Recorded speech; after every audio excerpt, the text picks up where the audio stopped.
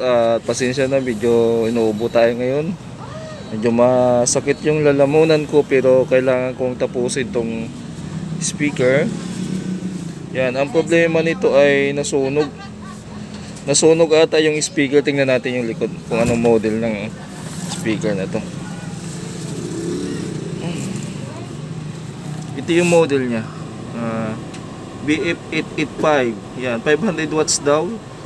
Ayan yung power niya. Impedance niya ay 4 to 8 ohms.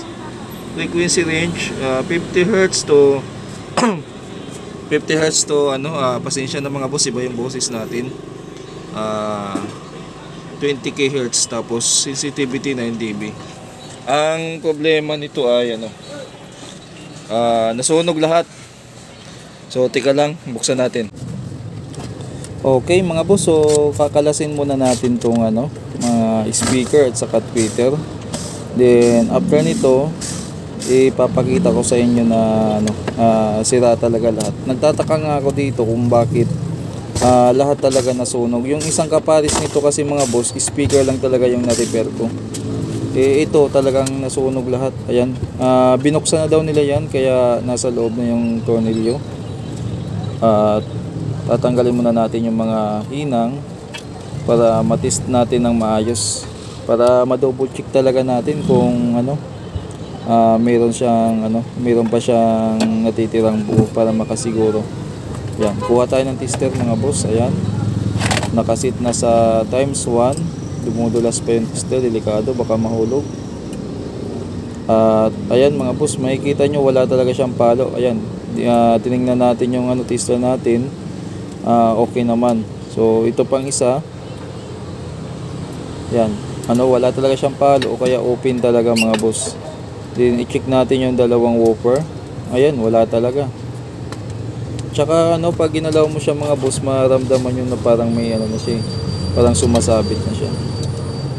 Ayan, sira talaga. Instead of i-repair tong kasi nagmamadali din yung may-ari, binilhan na lang natin ng bago para sigurado, at medyo mas mataas-taas ng konti. Yan, kukunin lang natin yung yung nabili natin na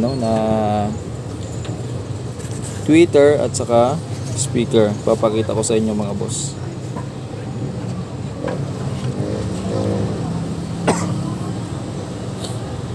Ay, tika lang mga boss, kalasin pa lang muna natin yung yung dividing network, kasi i-double check ko yung nito connection, kung naka-series ba o naka-parallel, kasi nakalagay dito sa niya 4 ohms sa pinakakanya o sa pinaka-magnet. Alamin natin, kasi para kung sakali yung nabili kasi nating speaker ay 8 ohms, para ma-double check natin kung tama. Ayan po. So ayan yung connection ng yan yung main. Ito yung para sa isa pang woofer. Yan.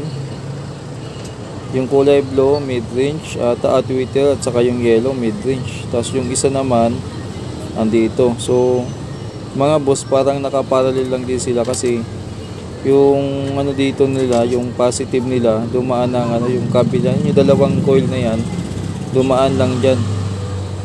Yan mga boss. Para makasiguro-siguro, i-tester natin. Ika lang mga boss, pinag-aaralan natin kung anong gagawin dito. Ina-analyze natin ng konti yung ito na yung tester natin.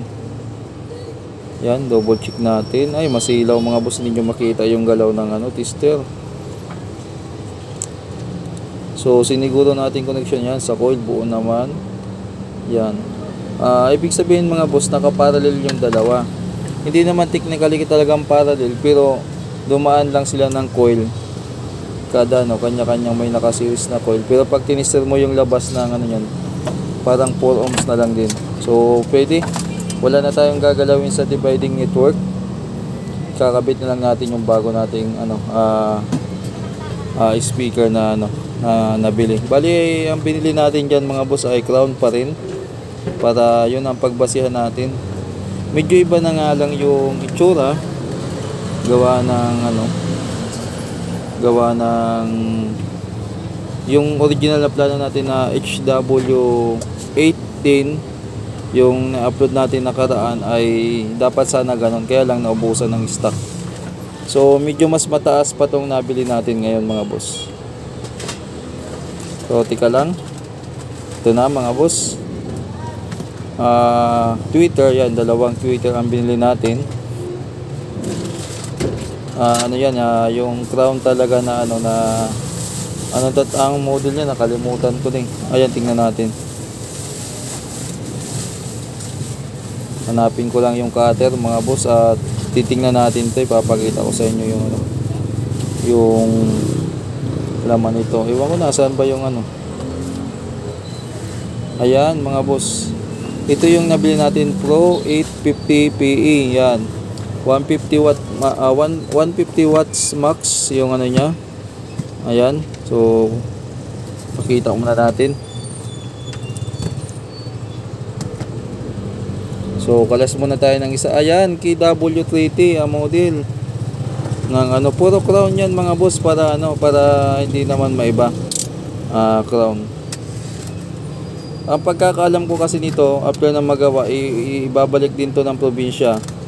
Iuwi din ata.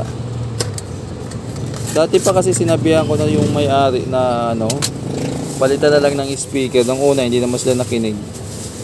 So ito po yung ano, crown. Ayan, may tatak. Bali ano to mga boss, sa binilahan ko, tinisting na namin to. Ayan, KW3T na ano, 100 watts yung max nya. So ikabit na agad natin para ano, buksan lang natin yung isa. Alam ko na to mga boss, kaya lang ipapakita ko lang dito sa video para ano, para alam niyo din sa mga viewers ko. Ayan,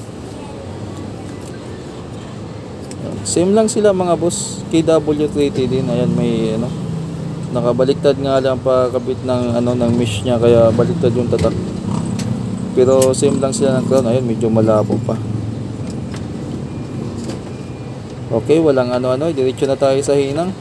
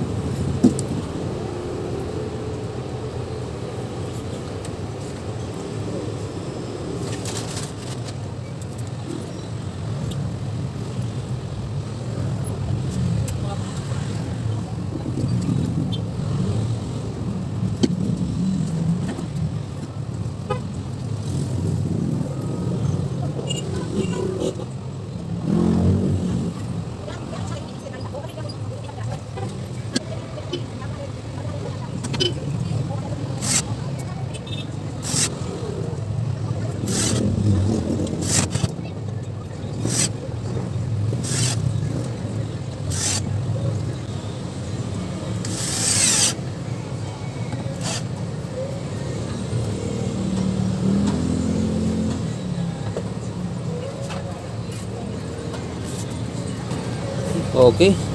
So naikabit na natin yung Twitter. Ito, buksan natin yung ano para makita nyo yung itsura ng ano, Pro 850 PE na ano, na speaker.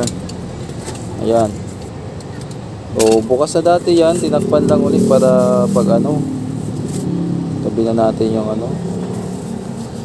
Dito mga boss sa ano, sa nabili natin Pro, yan, yung instrumental na yung ano niya, yung cone nya. Pero yung size ng magnet nya mga boss, mas malaki na kaysa dito sa dati. Ayan, medyo malaki lang tingnan yung ano kasi nakaharap yung camera, pero dito sa kabilang anggulo malaki na po yung ano nabili natin. Susukatin natin yung ano. So ayan, nasa 4 inches yung ano. Ayan, mas malaki ng konti. Mas malaki ng konti yung magnet. Yung height naman niya, mahirap ang guluhan, no? Yan, itapat na lang natin yan. Ayan, so mas makapal talaga ng konti yung ano. Itong dati niyang speaker, hindi natin alam kung ilang watts yan, pero nagbabase lang tayo sa ano. Itong nabili natin kasi na ano, 75 watts yung nominal, 150 watts yung max nya. Ito wala, nakalagay 4 ohms, pero sa tingin ko hindi naman 4 ohms to mga boss. Nagkamali lang ata ng tatak ko. Yan yung original nya, 885 ang model. Ito naman Pro 850. Yan.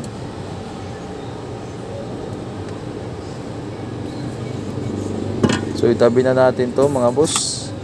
At ikabit na muna natin tong ano, dividing at saka ano, para maghinang na tayo.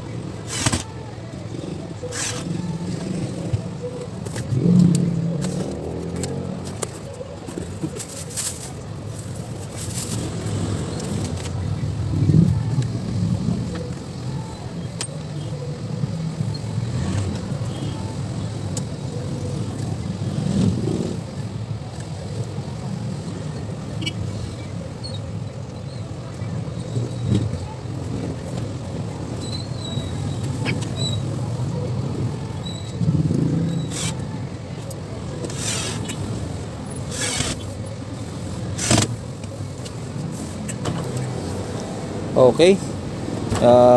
Tinayo na natin para ano, may sumasabit pa ata sa likod. Titistirin muna natin mga boss yung ano, terminal kung goods na yung nagawa natin. Baka mamaya may mali pa. Yan, i-double check lang natin yan mga boss. So naka times 1 yung tester natin, kaya lang andun sa kabila. Wala kasi magandang anggulo. Kaya pagtiyagaan nyo ng mga boss at ano. Okay, ayan yung reading ng tester niya. Okay na, yan. So, goods na siya mga boss. Ayan. So, ano pa inaantay natin? I-testing na natin yan. Magkabit muna tayo ng ano, ng teka lang, ipatong lang natin tong camera. Pasensya na mga boss. Yan lang yung angulo na ano natin, na provide natin. Ayan. Then ano, lagay tayo ng terminal para matesting.